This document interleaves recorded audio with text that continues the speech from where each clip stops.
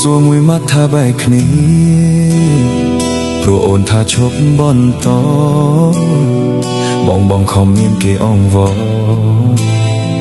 អូនមិនអាចបន់បានទេអូនប្រាប់គេថាបងក្រីក្រព្រោះបងគ្មានសល់អ្វីការសិក្សាក៏មិនបានខ្ពស់អូនតាមគេព្រមគេមានរបបត្រឹមត្រូវធ្វើមិនដេចបើប្របងយ៉ាងក្រគុំដល់បងត្រឹមពេលថ្មីបងដឹងខ្លួនជាអ្នកកាន់ដៃឆ្លងផុតក្របភ័យអូនក៏មិនដែលបងអូនហ៊ានលះបងទាំងទឹកស្រែហត់ហើយឬបានជាស្រែហោស្រវោបទាំងចង់កចាក់សរសើរអ្នកក្រស្រីរត់តាមអ្នកមានតើគ្រូអាគូមកពីណាបានប្រាប់បងថ្មីសេដ្ឋីអ្នកស្រែចំការលេងឡាននឹងគេអុយអាចារ្យតើចាស់ស្រីណាដែលត្រូវការបងទៀត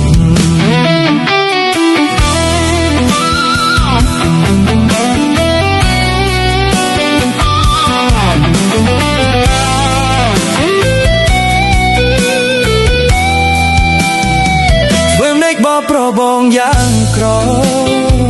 គុំដល់បងត្រឹមពេលថ្មីបងដឹងខ្លួនជាអ្នកកាន់ដៃឆ្លងផុតគ្រប់ភ័យអូនក៏មិនដែលបង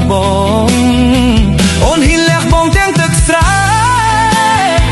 ហត់ហើយឬបានជាស្រែខស្រវោបទាំងចង់ក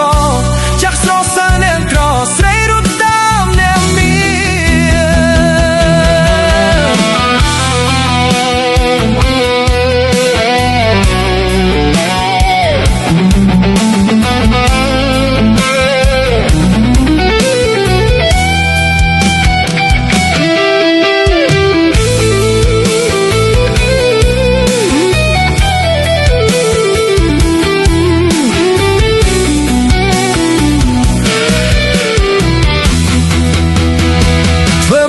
ប្របងយ៉ាងក្រ